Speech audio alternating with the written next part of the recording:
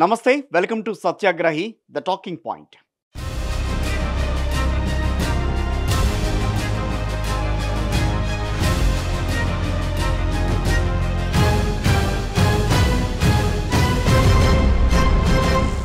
ఎమ్మెల్యేల అనర్హత పిటిషన్ దీని మీద మనం ఇవాళ మాట్లాడబోతున్నాం.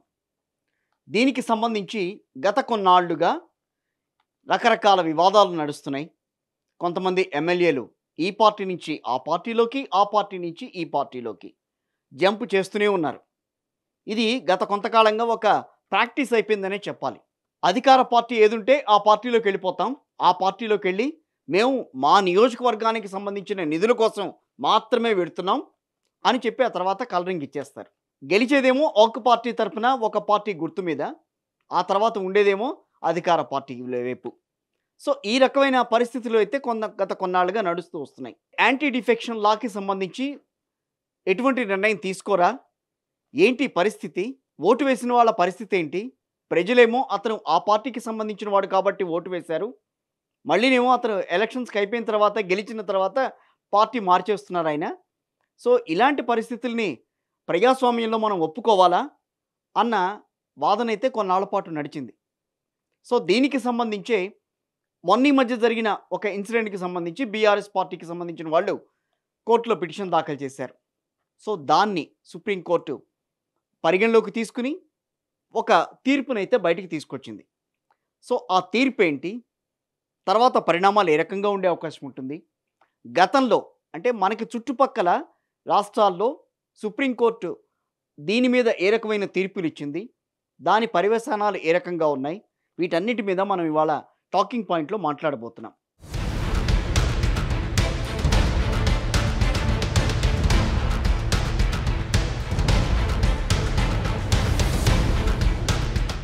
మూడు నెలల్లో నిర్ణయం తీసుకోవాలి. దేనికి సంబంధించి? అనర్హత పిటిషన్కు సంబంధించి 3 నెలల్లో నిర్ణయం తీసుకోవాలి అంటూ స్పీకర్కు ఆదేశాలు జారీ చేసింది సుప్రీంకోర్టు. అసలు ఇక్కడ సుప్రీంకోర్టు తీర్పులో ఏముంది? పార్టీ మారిన 10 మంది ఎమ్మెల్యేలకు సుప్రీంకోర్టు షాక్ ఇచ్చిందా, లేక ఆ తీర్పుతో వారికి ఏమైనా ఊరట దొరుకుతుందా?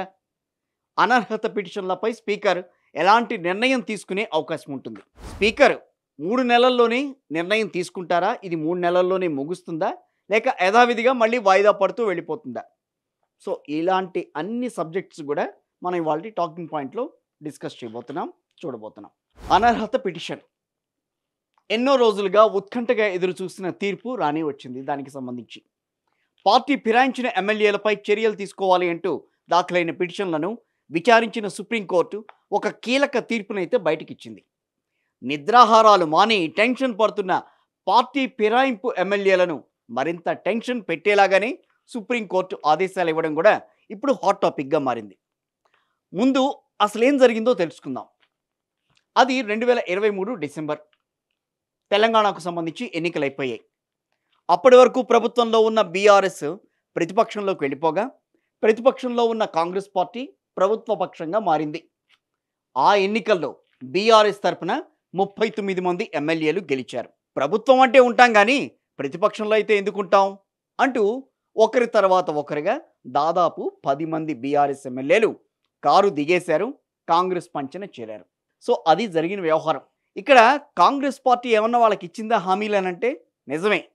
కాంగ్రెస్ ఇచ్చిన హామీలు విని ఇంకేదేదో ఊహించేసుకుని 10 మంది ఎమ్మెల్యేలు దానం నాగేందర్, కడియం శ్రీహరి, పోచారం శ్రీనివాస్ రెడ్డి, అరికిపూడి గాంధీ, సంజయ్ కుమార్, తెల్లం వెంకట్రావు, కాళే యాదయ్య, ప్రకాష్ గౌడ్, గూడెం మహిపాల్ రెడ్డి, బండ్ల కృష్ణమోహన్ రెడ్డి బీఆర్ఎస్ను వీడిపోయి కాంగ్రెస్ పార్టీలోకి వెళ్ళిపోయారు. దానం నాగేందర్ అందరికీ బాగా తెలిసిన పేరు. దానం నాగేందర్ అయితే కాంగ్రెస్ తరపున సికింద్రాబాద్ ఎంపీ స్థానానికి కూడా పోటీ చేయడం ఫిరాయింపు చరిత్రలోనే ఒక హైలైట్గా నిలిచిందనే చెప్పాలి. దీనిపై గులాబీ పార్టీ గట్టిగానే ఫైర్ అయింది. నిజమే కదా, ఎందుకు ఫైర్ అవ్వదు? మా పార్టీ గుర్తు మీద గెలిచారు, మా పార్టీ గుర్తు మీద పోటీ చేశారు, ప్రజల్లోకి వెళ్ళారు, గెలిచారు, మళ్ళీనేమో వచ్చేసేసి అధికార పార్టీలోకి వెళ్ళిపోయారు. సో ఈ విషయం మీద ముందు స్పీకర్ను కలిసి వారిని పీకేయండి అని విజ్ఞప్తి చేసింది బీఆర్ఎస్. స్పీకరు ఏ నిర్ణయం తీసుకోవాలా, యథావిధిగానే గతంలో కూడా ఎన్నో సందర్భాలు మనం చూసాం. స్పీకర్ నిర్ణయం తీసుకోవాలి, స్పీకర్ చేతిలోనే నిర్ణయాధికారం ఉంటుంది ఫిరాయింపు ఎమ్మెల్యేలకు సంబంధించి అని చెప్పి మాట్లాడినా కూడా స్పీకర్ నిర్ణయం తీసుకోవాలి. దీంతో హైకోర్టుకి వెళ్ళింది, అక్కడ కుదరలా. సుప్రీంకోర్టుకి వెళ్ళింది బీఆర్ఎస్. అసలు సుప్రీంకోర్టు ఇక్కడ ఏం చెప్పిందో ఇప్పుడు ఒక్కసారి చూద్దాం. తెలంగాణలో పార్టీ ఫిరాయించిన ఎమ్మెల్యేల అనర్హత పిటిషన్పై సుప్రీంకోర్టు ఒక సంచలన తీర్పిచ్చింది.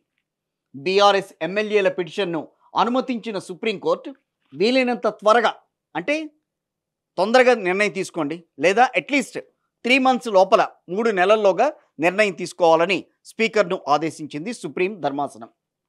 స్పీకర్ నిర్ణయానికి ఒక కాలపరిమితి విధించాలనే అంశంపై పార్లమెంటు నిర్ణయం తీసుకోవాల్సిందిగా సిజేఐ గవాయ్ అభిప్రాయపడ్డారు. ఈ టైంలో ఎమ్మెల్యేలు పార్టీ ఫిరాయింపుల కేసుపై సుప్రీంకోర్టులో సుదీర్ఘ వాదనలు జరిగాయి.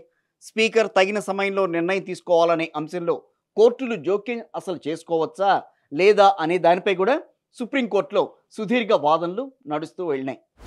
ఈ వాదనల తర్వాత ఈ ఏడాది ఏప్రిల్ 3న తీర్పు రిజర్వ్ చేసింది సుప్రీంకోర్టు. అయితే ఇక్కడ ఈ తీర్పుకు సంబంధించే స్పీకర్కు కొన్ని సలహాలు కూడా సుప్రీంకోర్టు ఇచ్చింది. పార్టీ మారిన 10 మంది ఎమ్మెల్యేల్లో ఏ ఎమ్మెల్యే అయినా స్పీకర్ ప్రక్రియను పొడిగించాలని అడగకూడదు అని స్పష్టంగా చెప్పింది. అంటే మాకు కొంచెం టైం ఇవ్వండి సార్, మేము టైం ఇచ్చిన తర్వాత మా ఆలోచన ఏంటో చెప్తాం, మేము అప్పటి వరకు కొంచెం మమ్మల్ని కొనసాగనివ్వండి అని గనక ఏ ఎమ్మెల్యే అయినా అడిగితే అది కుదరదు అని చెప్పింది. ఒకవేళ ఎవరైనా ఎమ్మెల్యే గడువును పొడిగించేందుకు కాలయాపన చేసినా లేదా చెయ్యాలని చూసినా స్పీకర్ వ్యతిరేక నిర్ణయాలు తీసుకోవచ్చని కూడా క్లియర్గా సుప్రీం చెప్పేసింది. ఈ సందర్భంగా సుప్రీంకోర్టు కొన్ని కీలక వ్యాఖ్యలు కూడా చేసింది. రాజకీయ ఫిరాయింపులు జాతీయ స్థాయిలో చర్చనీయాంశంగా మారాయి. వాటిని ఇక్కడే అరికట్టకపోతే గనక ప్రజాస్వామ్యాన్నే దెబ్బతీసే శక్తి దానికి ఉంది అంటూ కామెంట్ చేసింది. ఇది కీలకమైన కామెంట్ నిజంగా మాట్లాడాలంటే.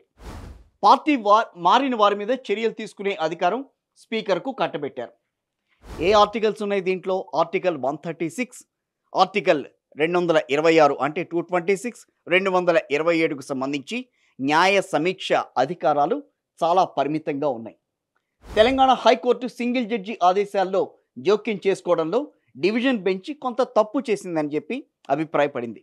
స్పీకర్ ఒక న్యాయ నిర్ణేత అధికారిగా వ్యవహరిస్తూనే హైకోర్టు, సుప్రీంకోర్టు అధికార పరిధికి లోబడి ఉండే ట్రిబ్యునల్గా వ్యవహరిస్తారని తీర్పులో స్పష్టం చేసింది సుప్రీంకోర్టు ధర్మాసనం. Telangana high court division bench 2014 November 22న ఇచ్చిన తీర్పును కూడా సుప్రీంకోర్టు పక్కన పెట్టేసింది.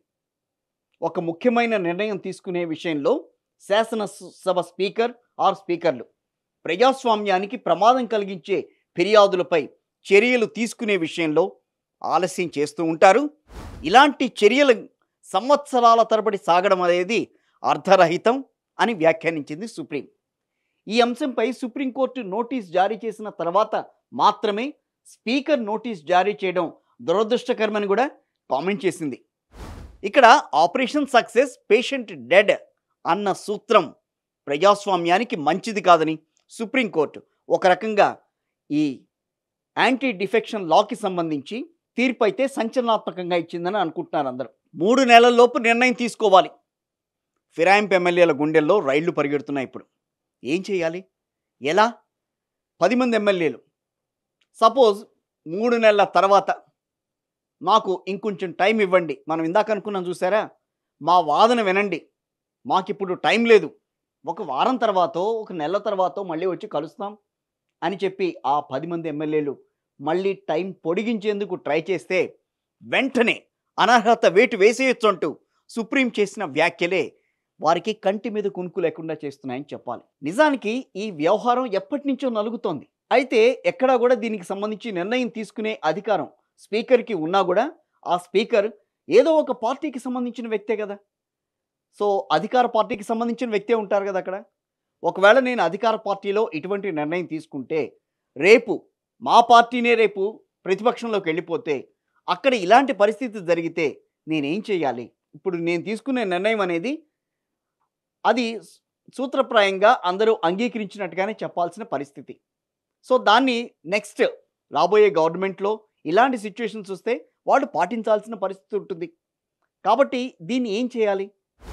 ఇలా సుప్రీంకోర్టు అనేది డెడ్‌లైన్‌లు విధించటం గతంలో మాత్రం ఒక స్పీకర్‌కి లేదని చెప్పాలి. రాజ్యాంగంలోని 10వ షెడ్యూల్‌లో పార్టీ ఫిరాయింపుల నిరోధక చట్టం ప్రకారం పార్టీ మారిన ఎమ్మెల్యేలపై దాఖలైన అనర్హత పిటిషన్‌పై నిర్ణయం తీసుకునే అధికారం ఒక్క స్పీకర్‌కు మాత్రమే ఉంటుంది. ఈ నిర్ణయాన్ని స్పీకర్ పరిమిత సమయం అంటే ఒక టైం గ్యాప్ లోపల తీసుకోవాలనే నిబంధన గతంలో మాత్రం ఎక్కడా లేదు. దీంతో రాజకీయ ప్రయోజనాలను అనుసరించి అనర్హత పిటిషన్లపై నిర్ణయం తీసుకోవడంలో జాప్యం జరుగుతూ వస్తోంది. మనం ఇందాక మాట్లాడుకుంది దాని గురించి. అయితే ఈ విషయం మీదే ప్రధానంగా దృష్టి సారించిన సుప్రీంకోర్టు ప్రజా ప్రయోజనాలను దృష్టిలో పెట్టుకుని అనర్హత పిటిషన్లపై త్వరగా నిర్ణయం తీసుకోవాలని స్పీకర్లకు డెడ్ లైన్లు విధిస్తోంది. సో దీనికి సంబంధించి కొన్ని ఉదాహరణలు మనం చెప్పుకుందాం. ఇటీవల కాలంలో చోటు చేసుకున్నవి. మహారాష్ట్రలో ఎన్సీపీని చీల్చిన అజిత్ పవార్ వర్గం ఎమ్మెల్యేలపై, శివసేనను చీల్చిన షిండే వర్గం ఎమ్మెల్యేలపై అనర్హత వేటు వేయాలంటూ ఆయా పార్టీలు అప్పట్లో కోర్టుకెళ్లాయి. ఆ పిటిషన్లపై విచారణ జరిపి 3 నెలల్లోగా నిర్ణయం తీసుకోవాలని ఆ రాష్ట్ర స్పీకర్ను సుప్రీంకోర్టు ఆదేశించింది. దీంతో కోర్టు ఆదేశాలు పాటించకపోతే గనక కోర్టు ధిక్కరణ కిందకు వస్తుందన్న భావనతో ఈ 2 కేసుల్లో కూడా స్పీకర్ ఒక నిర్ణయం తీసుకోవాల్సిన పరిస్థితి అప్పుడు అనివార్యంగా వచ్చిందని చెప్పాలి. మరి ఈ కేసుకి, ఇక్కడున్న పరిస్థితికి ఇప్పుడు స్పీకర్ ముందున్న ఆప్షన్లు ఏంటో ఒక్కసారి చూద్దాం. ఇక్కడ ఎవరు అవునన్నా ఎవరు కాదన్నా స్పీకర్ అధికార పార్టీకి అనుకూలంగానే ఉంటారు. దీనివల్లే బీఆర్ఎస్ నుంచి కాంగ్రెస్లో చేరిన ఎమ్మెల్యేల విషయంలో ఎలాంటి నిర్ణయం తీసుకుంటారని ఇప్పుడు అంతా ఉత్కంఠగా ఎదురు చూస్తున్నారు. ఒకవేళ స్పీకర్ ఆ 10 మంది ఎమ్మెల్యేలపై అనర్హత వేటు వేస్తే వారి పరిస్థితి కుడితో పడ్డ ఎలకలా మారుతుంది. కాంగ్రెస్లో ఉండలేరు, తిరిగి బీఆర్ఎస్లోనూ చేరలేరు. వారి రాజకీయ భవిష్యత్తు కూడా అంధకారంగా మారిపోతుంది కదా. మణిపూర్లో ఒక కేసు గురించి ఒక్కసారి మనం మాట్లాడుకుందాం. ఒక మంత్రి ఉన్నారు. ఆ మంత్రి కేసులో సుప్రీంకోర్టు ఇచ్చిన తీర్పు ఇందుకు ఒక ఉదాహరణగానే మనం చెప్పుకోవాలి. ఈ టైంలో 2017లో అనుకుంటాను, కాంగ్రెస్ పార్టీకి సంబంధించి ఆ పార్టీకి సంబంధించిన టికెట్పై ఎమ్మెల్యేగా గెలిచిన తౌనుజామ్ శ్యామ్ కుమార్ సింగ్ ఆయన పేరు. ఆయన ఒక్కసారిగా బీజేపీలోకి జంప్ అయ్యారు. మంత్రి పదవి కూడా దక్కింది ఆయనకి. అయితే శ్యామ్పై అనర్హత వేటు వేయాలని అప్పట్లో కాంగ్రెస్ పార్టీ 2017లో ఫిర్యాదు చేసింది.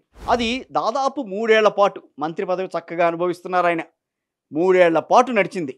ఎటువంటి నిర్ణయం తీసుకోకుండా స్పీకర్ కాలయాపన చేస్తూ వచ్చారు. దీంతో ఈ కేసును 2020లో విచారించిన సుప్రీంకోర్టు శ్యామ్ కుమార్ను వెంటనే మంత్రి పదవి నుంచి తొలగించడమే కాకుండా తాము ఉత్తర్వులు ఇచ్చే వరకు అసలు ఆ శ్యామ్ కుమార్ అన్న శాసనసభలో అడుగు కూడా పెట్టకూడదని ఆదేశించింది. అనర్హత పిటిషన్లపై 3 నెలల్లోగా నిర్ణయం తీసుకోవాలని స్పీకర్ను ఈ సందర్భంగా కోర్టు అప్పట్లో ఆదేశించింది. అటు రాజ్యసభ ఎన్నికల్లో విప్ అనేది జారీ చేస్తారు. ఆ విప్పుని ధిక్కరించి బీజేపీకి ఓటు వేసిన 6 హిమాచల్ ప్రదేశ్ కాంగ్రెస్ ఎమ్మెల్యేలపై గతేడాది ఫిబ్రవరిలో ఫిరాయింపు నిరోధక చట్టం కింద స్పీకర్ అనర్హత వేటు వేసేశారు. స్పీకర్ నిర్ణయాన్ని సవాల్ చేస్తూ ఆ వేటు పడ్డ ఎమ్మెల్యేలంతా సుప్రీంకోర్టును ఆశ్రయించారు. అయినప్పటికీ అక్కడ వారికి చుక్క ఎదురైంది. స్పీకర్ నిర్ణయాన్ని అత్యున్నత ధర్మాసనమే సమర్థించింది. అక్కడ 2019లో కర్ణాటకలో అప్పటి కాంగ్రెస్ జేడీఎస్ సంకీర్ణ సర్కార్పై ప్రతిపక్ష బీజేపీ అవిశ్వాస తీర్మానాన్ని ప్రవేశపెట్టింది. ఓటింగ్కి ముందు అధికారంలో సంకీర్ణ సర్కారుకు చెందిన 17 మంది ఎమ్మెల్యేలు తమ పదవులకు రాజీనామా చేసేశారు. ఈ క్రమంలో వారి రాజీనామాలను ఆమోదించాల్సిన అవసరం ఉంది. అయితే వాటిని ఆమోదించలేదు. పక్కన పెట్టేసిన స్పీకర్ ఫిరాయింపు నిరోధక చట్టం కింద వారిలో 15 మందిపై వేటు వేసేశారు. 2023 వరకు ఎన్నికల్లో వాళ్ళు ఎక్కడా కూడా పోటీ చేయకుండా అక్కడ ఆదేశాలు కూడా జారీ చేశారు. అయితే స్పీకర్ మా మీద నిర్ణయం తీసుకోవటం ఏంటని చెప్పి ఆ 15 మంది ఎమ్మెల్యేలు సుప్రీంకోర్టుకు వెళ్ళారు. ఫిరాయింపు నిరోధక చట్టం కింద స్పీకర్ వారిపై వేటు వేయడాన్ని అప్పుడు ధర్మాసనం సమర్థించింది. ఎన్నికల్లో పోటీ చేయవద్దన్న ఆదేశాలను మాత్రం అక్కడ కొంచెం సడలించిందని చెప్పాలి. సో ఇలాంటి సంఘటనలు ఉన్నాయి, ఇలాంటి నిర్ణయాలు ఉన్నాయి, ఇలాంటి తీర్పులు ఉన్నాయి. ఇవే జంపింగ్ జపాంగ్ల గుండెల్లో ఒక్కసారిగా రైళ్లు పరిగెత్తిస్తున్నాయి. మేమేమో పదవుల కోసం పార్టీ మారాం, మొదటికే మోసం వచ్చిందని వారి గుండెల్లో ఇప్పుడు గుబులు మొదలైందని చెప్పుకోవచ్చు. అంటే ఇక్కడ పార్టీ మారడం వల్ల ఇటు బీఆర్ఎస్లో అటు కాంగ్రెస్తో పాటుగా ప్రజల్లో కూడా పల్సనైపోయామని బాధపడుతున్నారంట వాళ్ళంతా. అందుకే అనేది ముందు నొయ్యి వెనక గొయ్యి. మరి స్పీకర్ నిర్ణయానికి ముందు ఆ 10 మంది ఎమ్మెల్యేలు ఏం చేస్తారు? బతుకు జీవుడా అంటూ తిరిగి కారెక్కుతారా? ఏం చేసినా ఏదేళ్లే కదా! అన్నీ వదిలేసి అలాగే కంటిన్యూ అవుతారా? అనేది ఇక్కడ మనం గమనించాలి. యాంటీ డిఫెక్షన్ లా అంటే పార్టీ ఫిరాయింపు బాల్ అనేది మళ్ళీ ఇప్పుడు స్పీకర్ కోర్ట్‌లోకెళ్ళింది. మరి ఇప్పుడు స్పీకర్ ఏం డెసిషన్ తీసుకుంటారో అనేదే ఇప్పుడు వెయిట్ చేయాల్సిన సమయం. ఇది ఇవాల్టి మన టాకింగ్ పాయింట్.